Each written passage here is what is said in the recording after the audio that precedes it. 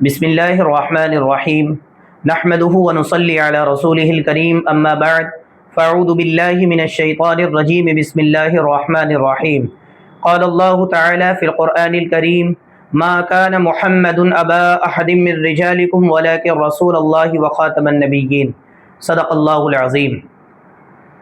برادران محترم اور عزیزان مکرم، قرآن کریم کی اس آیت کے اندر اللہ رب العزت نے تین باتوں کو بیان فرمایا ہے، اور وہ تین باتیں جاننا ہمارے اور آپ کے لیے یقیناً بے حد ضروری ہے، کیونکہ وہ تین باتیں ہمارے اور آپ کے نبی سے جڑی ہوئی ہیں، نبی سے ریلیٹڈ ہیں، نبی کے بارے میں ہے۔ سب سے پہلی بات، اللہ رب العزت نے قرآن کریم کی اس آیت کے اندر تین باتوں میں جو پہلی بات جس کا ذکر کیا ہے وہ بات یہ ہے کہ جس نبی کا ہم نے اور آپ نے کلمہ پڑھا ہے اس نبی کا نام کیا ہے، جس نبی کا ہم نے اور آپ نے کلمہ پڑھا ہے اس نبی کا کام کیا ہے، جس نبی کا ہم نے اور آپ نے کلمہ پڑھا ہے اس نبی کا مقام کیا ہے۔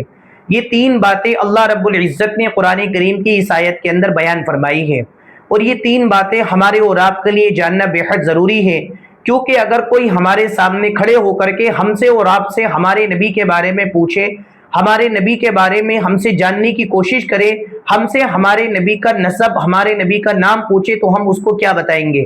قرآن کریم کی اس آیت کے اندر اللہ رب العزت نے اپنے نبی کو جس نام سے پکارا اور بلایا ہے وہ نام محمد ہے، اور یہی نہیں بلکہ قرآن کریم کی متعدد آیات میں اللہ رب العزت نے اپنے نبی کو محمد کے نام سے پکارا ہے۔ تو ہمارے اور آپ کے نبی کا نام کیا ہے؟ محمد، یعنی اللہ تعالیٰ نے نبی کا نام محمد رکھا ہے۔ اللہ تعالیٰ کا نام محمود ہے، اللہ تعالیٰ نے اپنے نام محمود سے محمد نکالا اور نبی کا نام محمد رکھا۔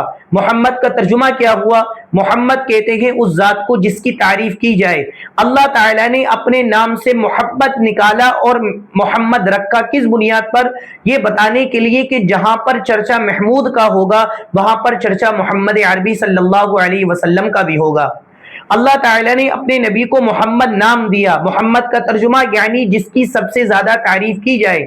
یہ بات میرے اللہ کے ذہن میں تھی کہ ایک وقت وہ آئے گا کہ جب نبی کی شان میں گستاخیاں کی جائیں گی، ایک وقت وہ آئے گا جب کائنات کی اس عظیم ہستی پر لوگ اعتراض کریں گے، نام لے کر کے ناموس رسالت کی توہین کریں گے۔ اس لیے اللہ رب العزت نے اپنے نبی کا نام ہی ایسا تجویز فرمایا ہے کہ اگر کوئی بدبخت و لعین آدمی نبی کا نام لے کر کے نبی کی شان میں گستاخی کرنے کی کوشش کرے تو اپنی زبان سے وہ نبی کا نام پہلے لے گا، بعد میں گستاخی کرنے کی کوشش کرے گا۔ تو جب نبی کا نام زبان سے لے گا محمد، تو ترجمہ یہ ہوگا یعنی جس کی تعریف کی جائے، تو اپنی زبان سے گستاخی بعد میں کرے گا۔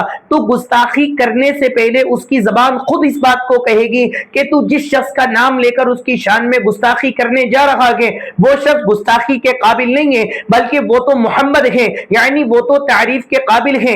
اللہ تعالیٰ نے نبی کا نام محمد رکھا ہی اس لیے اللہ کو معلوم تھا، یہ بات اللہ کے ذہن میں تھی کہ جب صحابہ کا دور تھا اگر کسی نے نبی کی شان میں گستاخی کی تو صحابی رسول میدان میں آئے اور آ کر کے اس بدبخت اور لعین آدمی کی زبان کاٹ ڈالی۔ اگر کسی نے نبی کی شان میں اپنے ہاتھوں سے گستاخی کی تو صحابی رسول آگے بڑھے، اس شخص کا ہاتھ کاٹ ڈالا۔ لیکن آج وہ وقت ہے کہ ہر بدبخت آدمی اور لعین آدمی نبی کی شان میں گستاخی کر رہا ہے، اس لیے اللہ رب العزت نے نام ایسا تجویز فرمایا کہ محمد کے زبان سے اگر کوئی بدبخت آدمی گستاخی کرے گا تو گستاخی بعد میں ہوگی، لیکن اس کی زبان پہلے ہی اس بات کی تردید کر دے گی تو جس شخص کی گستاخی کر رہا ہے وہ شخص گستاخی کے قابل نہیں ہے، بلکہ وہ تو تعریف کے قابل ہے کیونکہ اس کا نام ہی محمد ہے۔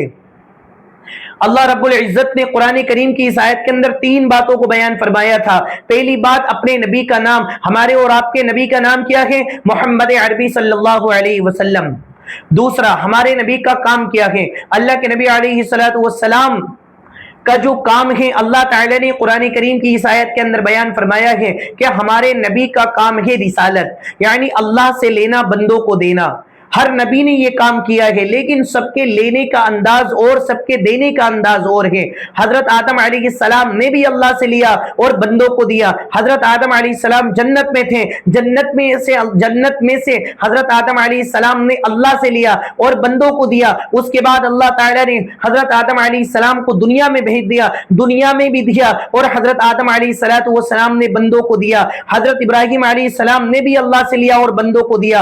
حضرت نوح علیہ السلام نے بھی اللہ سے لیا، بندوں کو دیا، لیکن سب کے لینے کا انداز اور تھا اور سب کے دینے کا انداز اور تھا۔ لیکن قربان جائیے ہمارے حضرت محمد مصطفیٰ صلی اللہ علیہ وسلم پر کہ ان کے لینے کا انداز بھی نرالا ہے اور ان کے دینے کا انداز بھی نرالا ہے۔ اللہ کے نبی علیہ السلام کو اللہ تعالیٰ نے وہاں بلا کر کے دیا جہاں پر کسی نبی کو نہیں بلایا، اتنے قریب بلا لیا کہ ساتوں آسمانوں کا سفر کرا دیا۔ ساتوں آسمانوں کا سفر کرانے کے بعد اپنے اتنے قریب کر لیا کہ قرآن کریم بیان کرتا ہے فَكَانَ قَابَ قَوْسَيْنِ أَوْ أَدْنَىٰ کہ دونوں اتنے قریب ہو گئے جیسا کہ دو کمانیں آپس میں ایک دوسرے سے مل جاتی ہیں۔ اس طریقے سے ہمارے نبی صلی اللہ علیہ وسلم کو اللہ تعالیٰ نے قریب بلا کر کے دیا اور بندوں کو دیا۔ اللہ کے نبی علیہ السلام کو ان تمام مقامات پر دیا جہاں پر کسی کو نہیں دیا، اور اللہ کے نبی علیہ السلام نے وہ ساری چیزیں بندوں کو دی، اللہ کے بندوں کو دی۔ تو نبی کا کام ہے رسالت، یعنی اللہ سے لینا، بندوں کو دینا۔ نبی کا مقام کیا ہے؟ نبی کا مقام ہے ختم نبوت، یعنی ہمارے اور آپ کے نبی حضرت محمد مصطفیٰ صلی اللہ علیہ وسلم کے بعد اب دنیا کے اندر کوئی نبی آنے والا نہیں ہے۔